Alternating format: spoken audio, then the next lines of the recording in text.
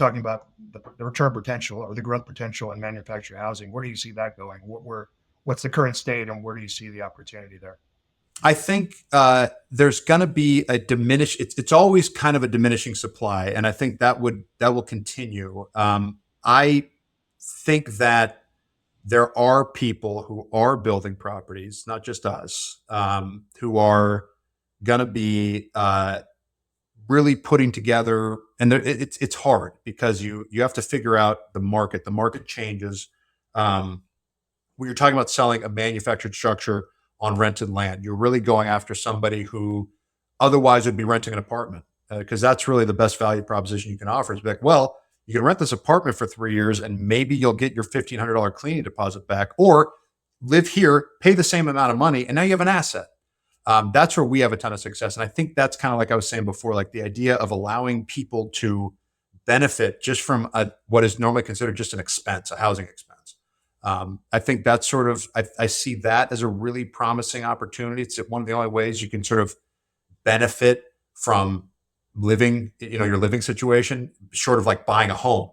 And this is a way to kind of hit that nice middle ground. The other opportunities I really see are going to be kind of getting into not tertiary markets, but really looking at some of these core MSAs and figuring out what around it is really driving the growth. In the Northwest, in particular, when you look at Seattle, Portland, there's places where people are moving now that are not even within those strike zone, metropolitan areas anymore. So it's I find a ton of really cool opportunities, and they exist throughout the country.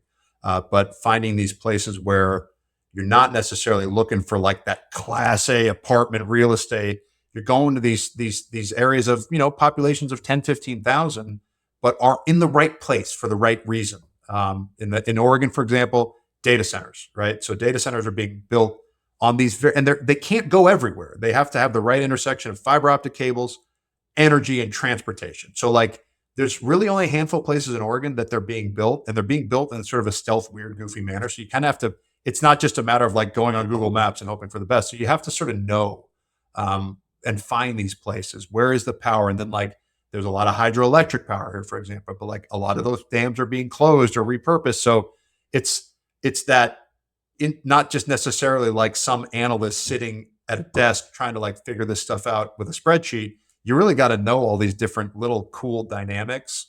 But when you do, that creates a lot of really cool opportunities outside. And then again, just from the regulatory standpoint, you're not going to see as many just straight up buy low, sell high, crank rents. Those opportunities are kind of gone for the most part.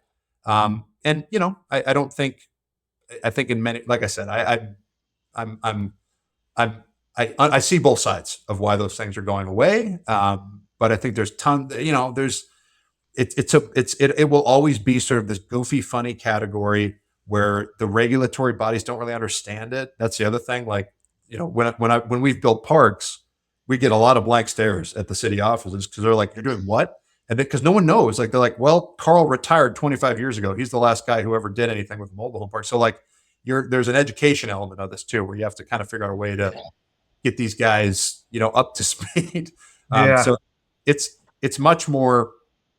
There's just not that same ecosystem that exists for apartments or single family homes, and you kind of have to build it for yourself. So that's really, to me, that's where the opportunity is. It's a little bit boring, I suppose, but that's really where you're going to have to, that really, really deep understanding of how all these elements play together is where the opportunity is going to be, finding these little intersection points that really create a ton of the opportunity.